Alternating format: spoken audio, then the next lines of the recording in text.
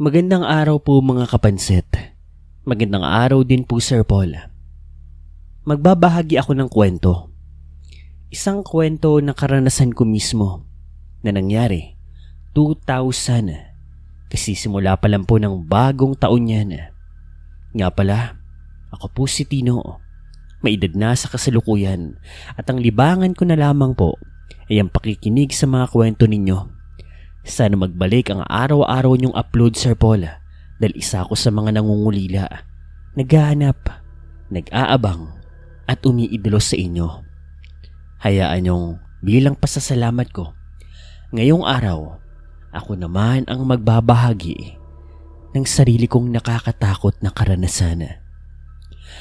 Kagaya po ng sabi ko sa inyo, nangyari po ito 2000 kasi simula lang po ng taon. Isa po kong kusinero niyaan sa may Quiapo, sa isang malaking karinderya na hindi ko na lang po papangalanan basta malapit po sa simbahan ng Quiapo. Maganda po ang kinikita ko doon. Nga lang, pagudan tsaka puyatan. Kadalasan kasi, gabi o madaling araw ka magluluto.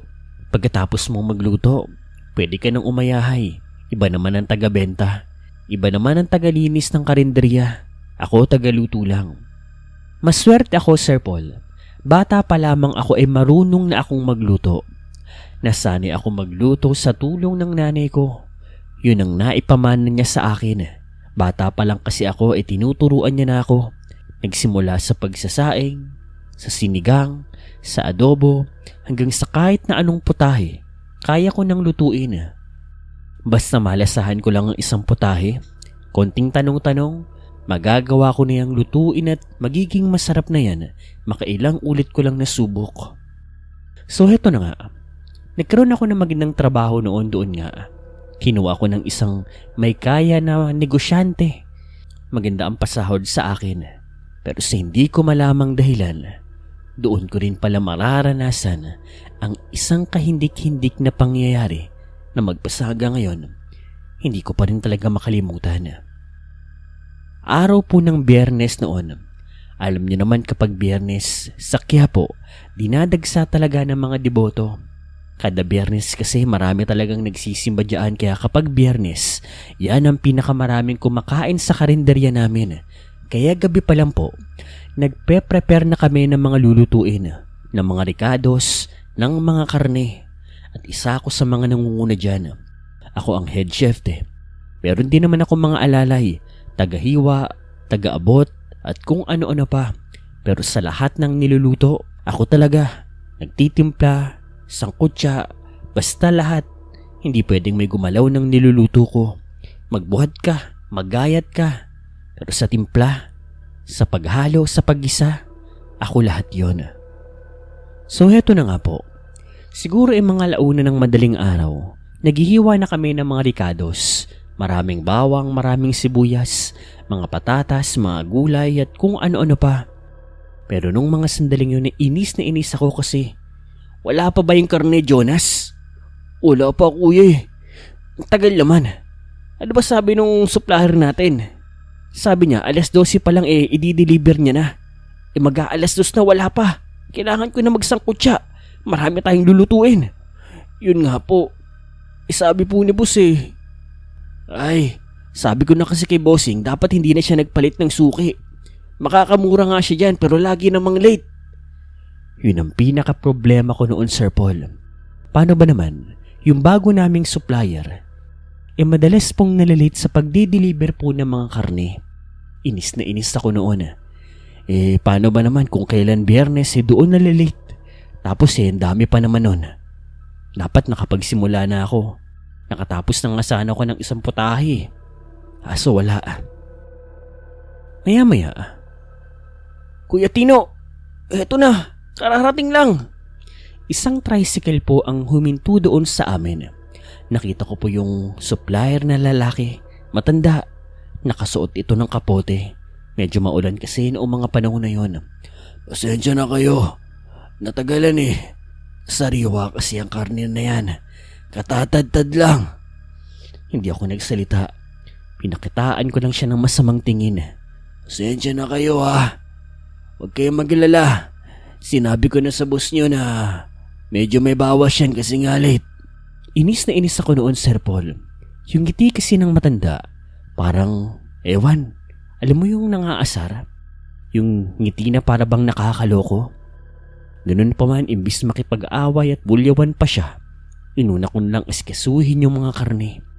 Manok, baka, baboy. Ilang kilo ang mga yon. Matapos ibaba ang mga karne, umalis na rin po yung matanda. May ngiti pa ito sa kanyang muka na sa hindi ko malamang dahilan, para bang nagbibigay ng kilabot at pagtataka sa akin. Tinulungan ako ng mga boy ko. Pinabuhat ko sa kanila. Pinaparte-parte ko. May sistema na kasi kami kung gaano karaming baboy yung para dito, kung gaano karaming manok yung para doon, yung baka, basta parte-parte na po yan. May kiluhan naman kami doon. May imamarinate na, may isasangkot siya, may papakuluan at kung ano-ano pa. Hanggang sa yung imamarinate po na baka, kasi gagawin ko po itong kaldereta, dinala na po sa akin. Handa na po yung bawang, sibuyas, toyo, kalamansi, asin, paminta. Nandun na sa tabi ko. Pagkalagay doon sa malaking kawa, sinalo ko na po dito yung toyo, bawang, asin, ketchup at kung ano-ano pa. At maya-maya, nung nilagay ko na po yung mga kalamansi, pagkapata ko po ng 2, 3, 4, at nang makarami pa, nagulat po ako dahil yung karne po ng baka, nanginginig-nginig. Normal naman po sa karne ng baka na paminsan, lalo na kapag bagong hiwa pa lamang o kapag bagong katay, bagong hiwa o kaya naman bagong chop-chop, nanginginig-nginig pa. Pero nung mga sandali na iyon, para bang kakaiba yung panginginig. Para kasing yung panginginig nito, alam mo yung malakas, tapos parang may buhay yung laman. Nakita nga rin yun ni Jonas pati nung isa ko pang tauhan. Kuya Tino, anong nangyayari dyan sa karne ng baka? Hindi niya na naituloy ang kanyang sasabihin kasi bigla na lamang pong nagbago ng itsura yung mga karne. Para bang kakaibang karne ito. Nasa tagal-tagal ko nang nagluluto noon, nasa dami-dami ko na ng karne na nailuto. Ultimo aso, bayawak, crocodile, buhaya po take note, naluto ko na. Pero sa pagkakataon po na iyon, unang beses ko lamang po nakakita ng ganoong klaseng karne. Pero ang pinaka nagpabigay ng takot sa aming lahat doon, nung nakita po namin na matapos magbago ng isang tipak ng karne, naging ilong po ito ng tao. Uulitin ko ilong ng tao. Tapos nun, nakakita po ako ng tenga, nakakita po ako ng mata, at yung ibang parte pa, may parte pa ng tao na putol-putol. Sigawan kami, Sir Paul. Takot na takot kami. Pero maya-maya, bago kami makalabas, nagulat na lamang kami nang bigla pong humahangos na pumasok po ng kusina namin yung amo namin. Kasabay po noon, nandoon din sa likod niya yung matandang lalaking nag-deliver sa amin. Yung kaninang pangisi-ngisi. Huwag kayo magsasalita. Manahimik kayo, dito lang kayo. Yun ang sabi sa amin ng amo namin. Nga pala yung amo namin na yun, retired po na sundalo. Mayaman, may kaya, maangas, nakakatakot, mabait sa mabait. Pero kung galit ito at seryoso at kapag nagbibigay ng utos sa amin, matatakot ka talaga. Tsaka alam namin na lagi yung may baril kaya rerespetuhin mo talaga siya. Kaya wala kaming nagawa kay takot na takot kaming tatlo. Boss, yung karne na dala niya. Sabi ko di ba manahimik kayo? Sabi ko manahimik kayo. Wala kaming nagawa, Sir Paul. Lalo pa nang parang dudukot ito ng baril sa tagiliran niya. Ano bang nangyayari ka ako? Boss, bakit? Kung ano man ang nakita ninyo, manahimik kayo. Maliwanag. Boss. Mga iyo. Pasensya na kayo na mali ako ng dala na karne. Kung ano man ang nakita nyo, kalimutan nyo na lang. Kung hindi, ihari kayo sa boss nyo. Nagmadali po siya, Sir Paul, na kunin lahat ng karne.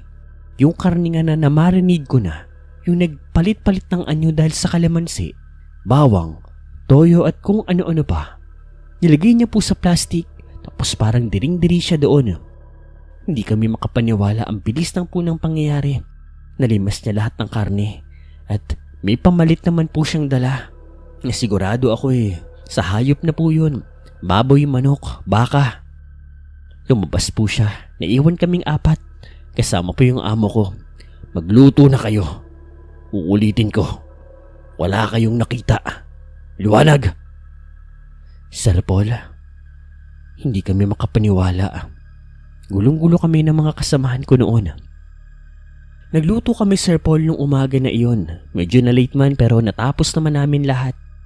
Nang matapos kami siguro mga alas 9 na. Marami ng tao noon. May mga natapos na rin kasing misa. Kami naman 3. Umalis kami doon sa may karinderya. Umuwi kami doon sa may boarding house. Sama-sama rin kasi kami ng tinutuluyan. At nung magsalita si Jonas, dito na ako naliwanagan. Kuya Tino, huwag ka mabibigla. Sigurado ako. Ganito kasi mga kwento sa akin ng lolo ko Aswang yung matandang nag-deliver sa atin. Aswang yun. At malamang karamihan dun sa mga karne na dinala niya sa atin nung una. Karne yun ng tao. Hindi ko alam kung anong pinabalak nila ng boss natin. Pero sigurado ako may binibalak silang masama. Sir Paul, siguro naman hindi ko na kailangan pang ipaliwanag sa inyo na yung kalamansi o yung bawang o yung asin yung nagsalba sa amin noon. Pero ang pinakamalaking tanong talaga namin, anong relasyon ng amo namin doon sa aswang na matanda? Alam niya ba na aswang yon? Anong gagawin nila doon sa karne? Alam nila na nagkamali nga ng deliver sa amin na karne.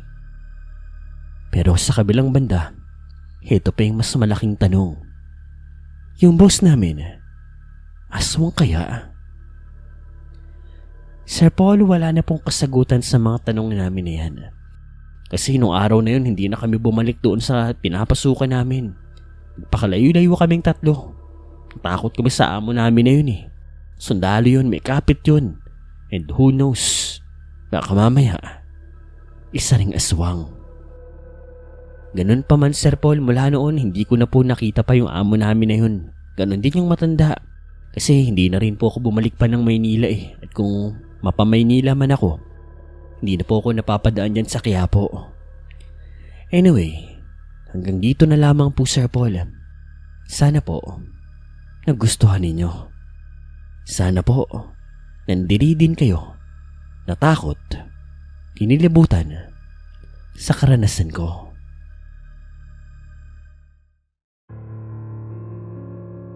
Hello, Sir Paul. Allen na lamang po ang itawag nyo sa akin. 1995 nang mangyari ito sa Batangas. Best man po ako noon sa isang kasalan.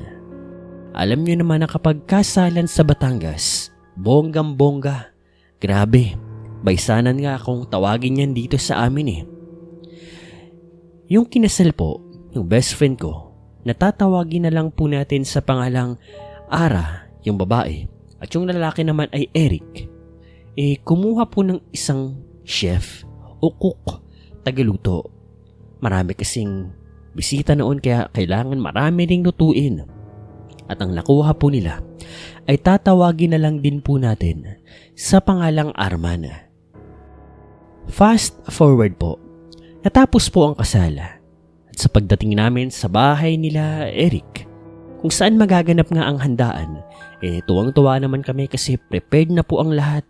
Tolda, upuan, yung mga lechon baboy, yung mga putaheng may sarsa, yung may mga sabaw, kanin, at kung ano-ano pang putahe ready na, nakahanda na. Kami na lamang po ang hinihintay. Sa pagdating ng bagong kasal, syempre konting seremonya, kainan na. Masarap ang luto ng nakuha nilang tagaluto ni Arman nga. Fast forward po, inuman na.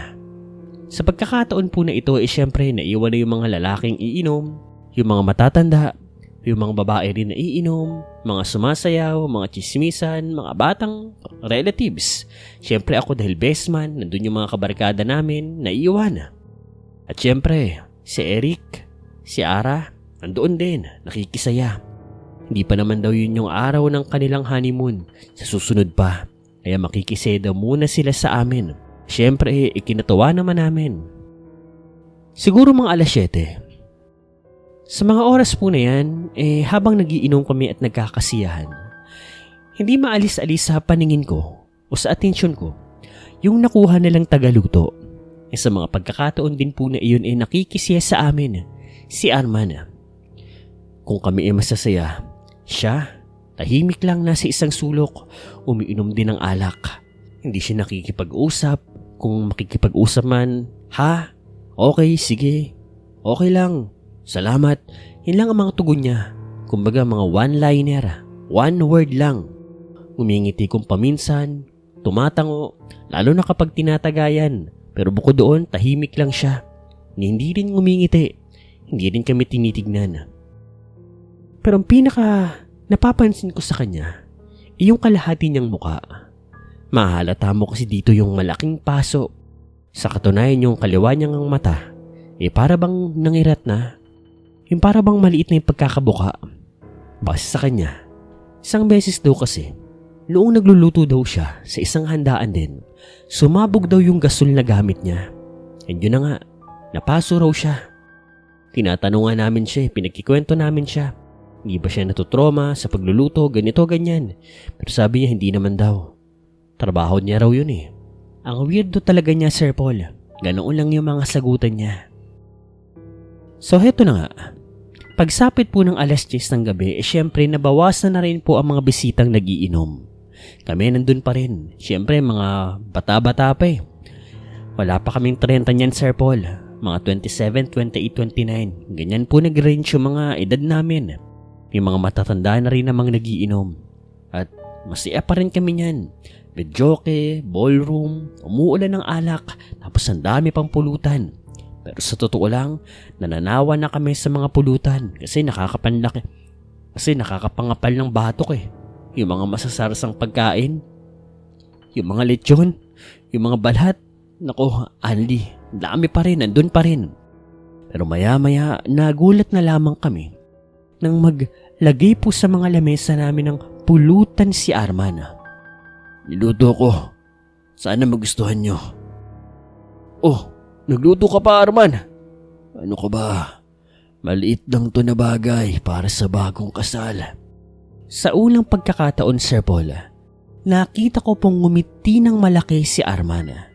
Yung ngiti na, parang masaya naman siya pero parang sa likod ng mga ngiti niya, para bang may ibang pakahulugan. Pero hindi ko naman masyadong pinansin yun dahil napuka ng atensyon naming lahat. Yung niluto niya. Yung niluto niya po, para po itong sisig style pero hindi po ito sisig. At sa hindi naming malamang dahilan, hindi namin alam kung anong tawag dito. Pero para sa akin ang pinakamalapit na itsura, amoy at lasa, alam niyo po yung dos-tres, yung baga pati puso ng baka. Tapos medyo matamis-tamis, ganun na ganun. Pero sis din po ang pagkakadali, yung pagkakaluto. Ang bango ng amoy, Sir Paul. Ang dami niyang niluto. Sa lahat ng mga nag-iinom, naabigyan. Grabe, tuwan-tuwa naman kami. Kasi syempre bago para sa amin yun tapos mainit-init pa. Di kanya-kanya kaming kuha ng tinidor. Tusok dito, tusok doon. Grabe, ang sarap naman nito. Anong puta ito? Pero maya-maya, Sir Paul, habang ninanamnam namin ang lasa ng putahe na yun, bigla na lamang may sumigaw. Huwag niyong kainin yan! Pitawan niyo! Luto yan ng suwang! Karniya ng tao! Sir Paul, may sumigaw na isang matanda sa likuran namin at pagkita namin doon sa lamesa nila, nakita namin na yung putahe, bigla na lamang po naming nakitaan ng daliri ng tao, kamay, pati paa. Nakakasuka. Patakan nyo ng kalamansi! Dalian nyo! Sir Paul, agad po naming pinataka ng kalamansi yung putahe, Sir Paul. At nagulat kami dahil nagbago nga po ito ng anyo. Pagkita po namin kay Arman, nandoon na po ito sa may likodan. Malayo na po ito, sa bakura na po ng bahay nila Eric. Mahal na mahal kita, Ara. Mahal na mahal kita. Ako ito, si Armando. Magiging aswang ka rin katulad ko, babalikan kita! Nagulat kaming lahat.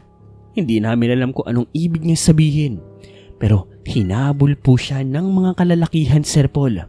Lalo pa yung mga matatanda, yung mga tiyuhin, yung mga tatay, yung mga kamag-anak po ni Eric. Hindi namin alam kung anong nangyayari. Biglang bigla kami. Dirindiri kami.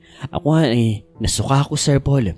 Pero kasabi po nun, bigla pong hindi gumanda ang pakiramdam ko. Alam kong hindi yun dulot ng alak. Kasi ang sakit ng tiyan ko, nakakasuka pero wala naman po akong maduwal. Tapos naglalaway po ako. Tapos para akong nahihilo na ewan. Tapos napapatingin ako sa mga kasama ko.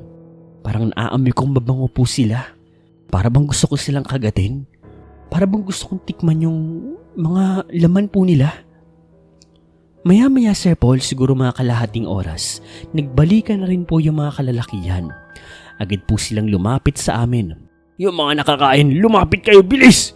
Uminom kayo ng kalamansi, bilis! Sa isang malaking kaldero, Sir Paul, naglagay sila ng tubig. Tapos nagpatak po sila ng maraming kalamansi. Marami pong puno ng kalamansi sila Eric noon, Sir Paul. Kaya wala po naging problema sa kalamansi. Kami naman, wala kaming nagawa, sumunod kami sa mga matatanda. Kanya-kanya kaming salok doon sa may kalamansi juice. Tapos inom. Kahit ngayong mga buto, ininom ko na.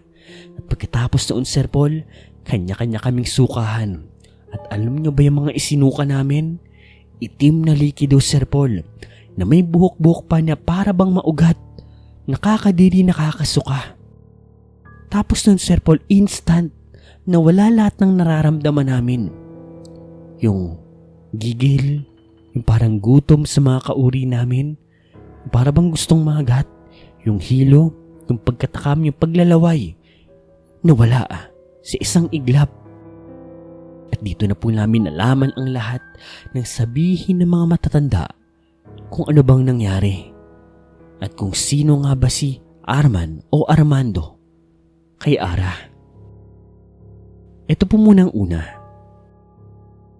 Yung pinakain daw po sa amin na huli, yung pulutan, tao daw po yun. Ginawa raw po yun ng aswang.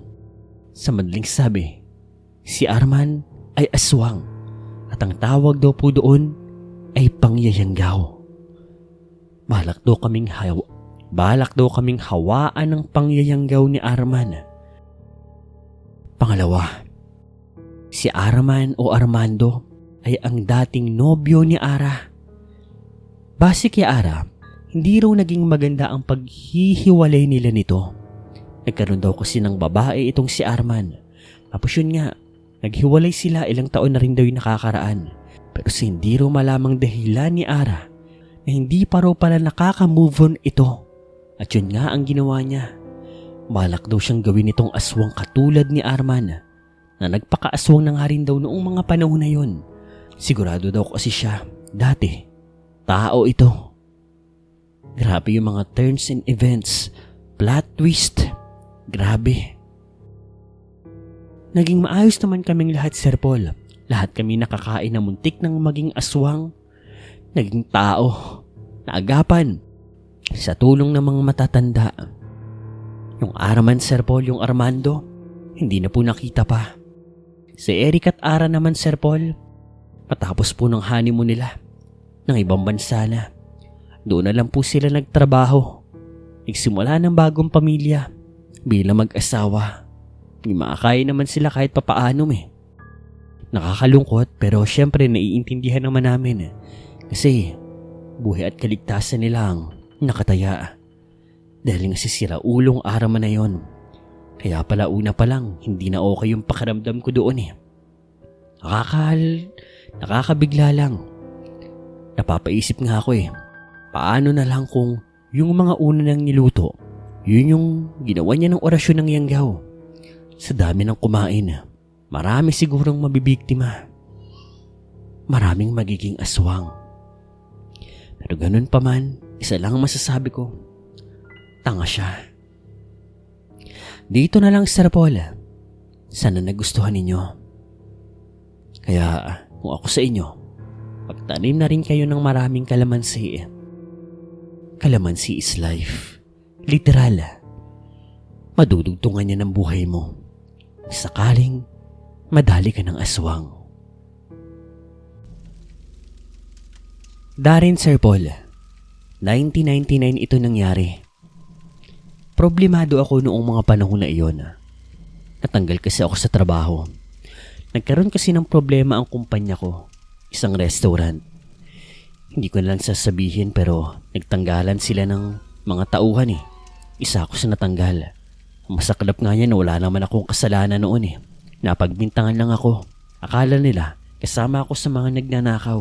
Pero hindi po ako kasama. Ganun pa man, wala po akong nagawa. Nakapag-desisyon na sila eh. Tinanggal yung buong team namin noon. Kawawa kami mga nadamay. Pese sila.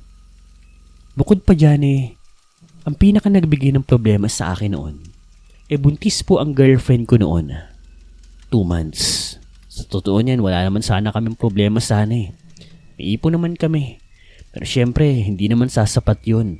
Kahit may ipon ka, dapat tuloy-tuloy pa rin yung pasok ng pera. Kaya problemado ako. At base sa OB namin, sensitibo po yung pagbubuntis ng GF ko. Kaya ako naman, gustong-gusto kong magkaanak noon. Gustong-gusto kong maging tatay. Kasi ulila po ako, Sir Paul eh. Gusto kong magkaroon ng pamilya. Anyway, hindi na po ako magbibigay pa ng kung ano pang background. Ayoko nang pahabain pa. Diretso na po tayo sa kwento. Dahil nga po gusto ko mabigyan ng magandang buhay ang pamilya ko noon, naghanap ako kaagad ng trabaho. Kaso sa hindi ko malamang dahilan, hirap na hirap ako makahanap ng trabaho. Nakatapos naman po ako ng pag-aaral noon. Pero sa hindi ko malamang dahilan, naging mailap talaga sa akin ng mga oportunidad noon. Pero hindi ako sumuko. 2 months na po noon mula nung natanggal ako sa trabaho. Nang isang araw, sa gitna ng paghahanap ko ng trabaho diyan sa may Makati, bigla akong nakasalubong ang isang kaibigan ko na tatawagin na lang po natin sa pangalang Dicky. Darren? Dicky? Kumusta? Tagal natin hindi nagkita, Chong ah. Graduation? Oo. Kumusta na? Ayos lang. Ikaw, kamusta na? Ito, magkakaroon na ng anak. Kaso, problemado eh, naghahanap ng trabaho. Natanggal ako sa trabaho ko nung nakaraan eh. Napatingin sa akin ng seryoso si Dicky. Wala kang trabaho? Wala eh. Ano bang trabaho hinahanap mo? Di ba, tungkol sa pagluluto hinatapos natin? Kaya chef ang hinahanap ko. Tama. Gaano kalaking gusto mong sahod? Pare, okay na sa akin kahit yung normal lang na sahod. Hindi ako naghahangad ng malaki, ang akin lang regular. Pare, may aalok ko sa yung trabaho. Take it or leave it. Pero, hindi ito normal. Pare, illegal ba yan? Hindi ko sasabihin sa'yo kung ano. Pero 1 shot lang to. Isang gabi lang. Kung kaya mong sumikmura ng trabaho para sa pangmalaki ang sahod, ibibigay ko sa'yo. Magkano bang sahod yan, pare? Kaya nga tinatanong kita kung magkano gusto mong sahod. 1 milyon.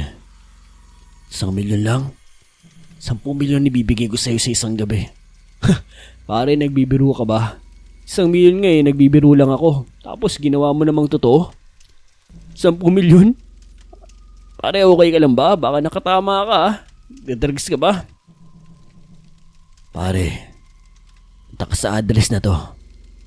Pakita mo lang tong card na to sa mga nagbabantay.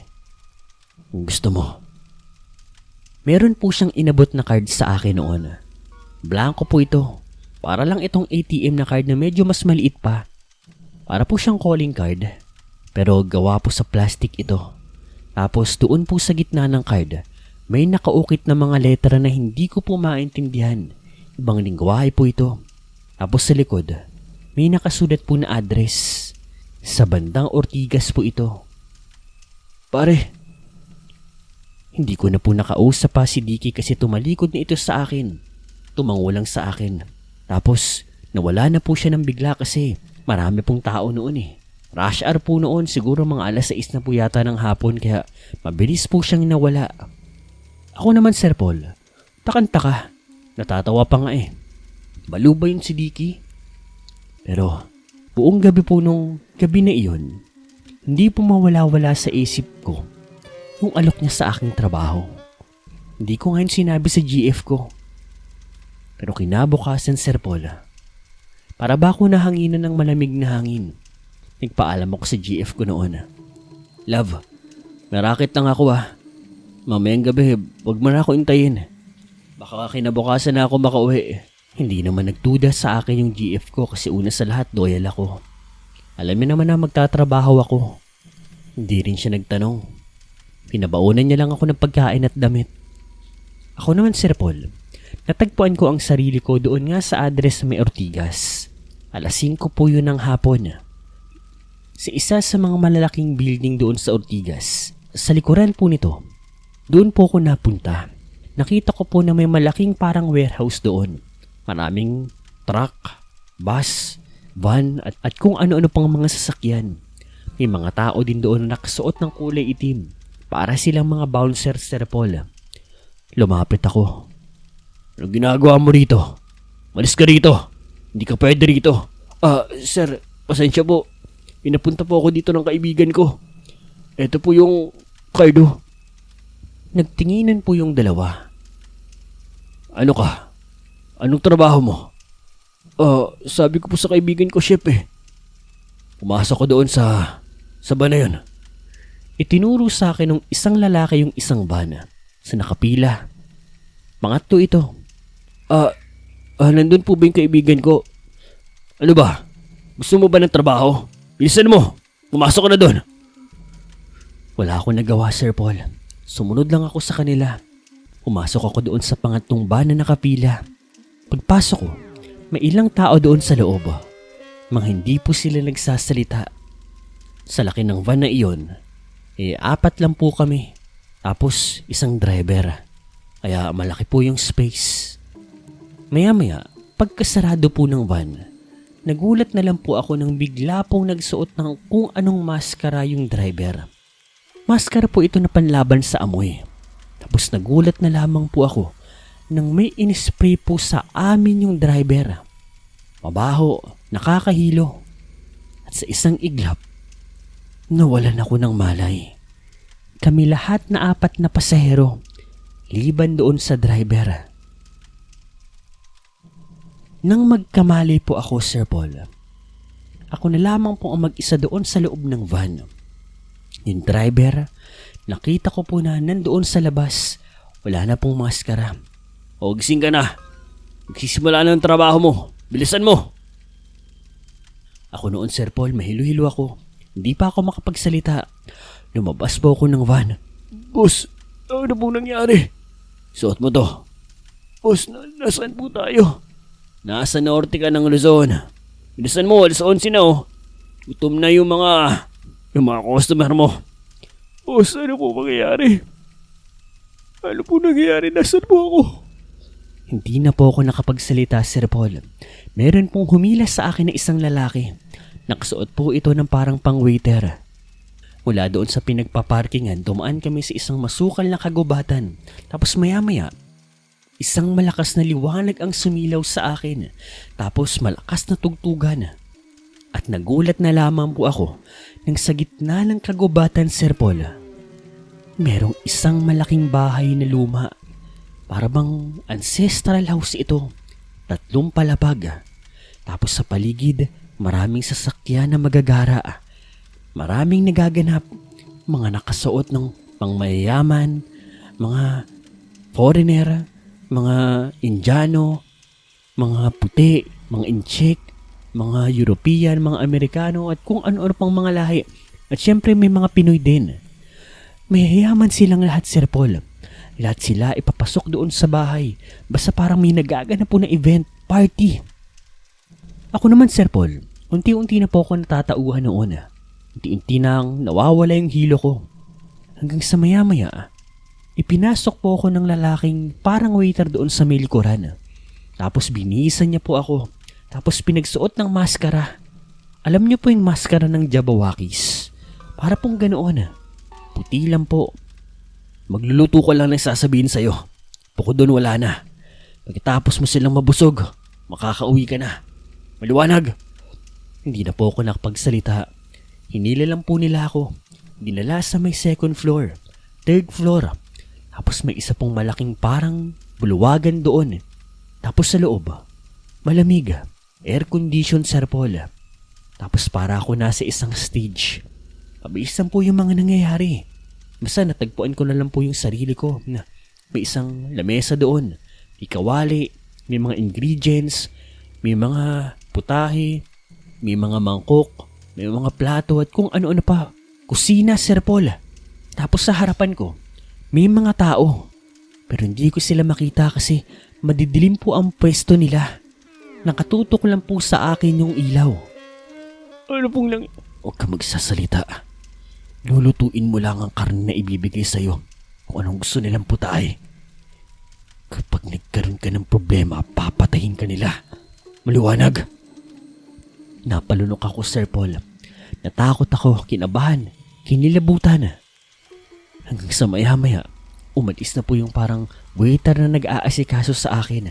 At maya-maya lang din, may dinala po na kung anong karne sa harapan ko. Huli ko na napagtanto na yung karne na iyon, karne ng tao. Dahil hita po ito, hita ng tao na putol. Halos bumaliktad ang sikmura ko. Pagkita ko sa gilid, nakita ko na yung mga taong nakabantay. May mga baril, dekalibring baril, Armalite, Sir Paul. Yung takot ko, yung pandidiri, yung pagduduwal ko sana, nawala. Alam kong mamamatay ako kapag sumaway ako. Hanggang sa harap ko, may sumigaw. Gusto ko ng bulalo. Magluto ka ng bulalo. Sir Paul, wala ako nagawa. Tinadad ko yung hita ng tao. Kinapchap ko. May malaki namang butcher's knife doon kaya hindi ako nahirapan. Tumalsik-talsik pa yung karne sa akin pero tinuloy-tuloy ko. Tinantad-tantad ko. Pressure cooker ko yun. Nilihukan ko ng mga pampalasa. Nagtaka nga ako noon kasi walang asin eh. Patis lang nga meron. Tsaka iba pang pampalasa. Wala rin pong bawang. Wala rin kalamansi. May mga paminta. May iba pang pampalasa. Pero wala yung mga nabanggit ko. Naluto ko po yung bulalo. Yung sinabawan, Sir Paul, at masuka-suka ako. Habang inaamoy ko po yung aroma. Tikman mo muna. Pinatikim sa akin, Sir Paul, yung sabaw. Hindi ko nasasabihin kung masarap o hindi. Basta, nasuka ko, pero yung suka ko, niluloko rin. Sir Paul, yung gabi na yon, iba't ibang putahe, iba't ibang karne o parte ng tao ang niluto ko. Adobong baboy na mula sa dibdib ng babae. Maskara ng tao na ginawa kong sisig. Mukha yun ah. Mukha ah. Utak pa kayong ginamit kong mayonnaise. Utak din ng tao. Yung tiyan ng tao, inihaw ko. Yung laman loob, ginawa kong isaw. Yung bituka, ginawa kong chicharon. Yung daliri, inihaw ko. Yung iba pang laman, ginawa kong barbecue. Natapos yung buong madaling araw na iyon. Na bukod sa pagluluto ng tao, itumikim din po ako ng tao. May araw na nang lumabas ako ng lugar na iyon. Tulala lamang ako. Busog ako, Sir Paul. Sinuka ko lahat ng kinain ko nung buong magdamag na yon. Hindi naman lang ako pinigilan eh. Kasi nasa labas na naman ako noon. Tumatawa lang sila. Matawa lang sila habang ako sibusuka lang. Sa pagbabalik ko doon sa loob ng van na sinakyan ko rin papunta doon, wala na akong makakasama. Muli akong pinatulog. Nang magising ako, hapon na, Sir Paul. Nandun na ulit ako sa Ortigas. Pero sa pagkakataon na iyon, may binigay pong maraming attach kay sa akin yung driver. Yun ang bayad sa'yo. Malis ka na. ka nang babalik. Pagkita ko sa napakaraming attache case, limpak-limpak na salapi. Kagaya ng sabi ni Dicky, 10 milyon. Walang labis, walang kulang. Hindi ko po nakita si Dicky noong gabi na iyon doon sa event na iyon, kung ano man ang nagaganap na iyon. Pero mula po noon, Sir Paul, nagbago po ang buhay ko. Namin, ng asawa ko, at ng anak ko. Pero wala rin po noon, Sir Paul, hindi na rin ako tumikim pa ng kahit na anong karne, liban sa isda. Sir Paul, sa pakikinig ko ng mga kwento ninyo, napag-alaman ko na mukhang ang napuntahan ko ay black market. Yung mga pinakain ko, malamang ay mga taong kanibal, o kaya naman ay mga aswang.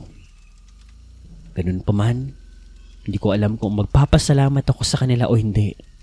Dahil kung hindi dahil sa kanila, hindi magiging ganito ang buhay ko at ng pamilya ko. Pero ang masasabi ko lang, kapag nakakakita o kahit nakakaamoy man lang ako ng karne ng baboy, manok o kaya naman baka, inalalasahan ko pa rin ang karne ng tao. Ngayon, tatanungin ko kayo, palagay ninyo, ano nga kayang lasa ng tao? Masarap kaya? Dito na lang, Sir Paul. Muli ho, ako si Darren.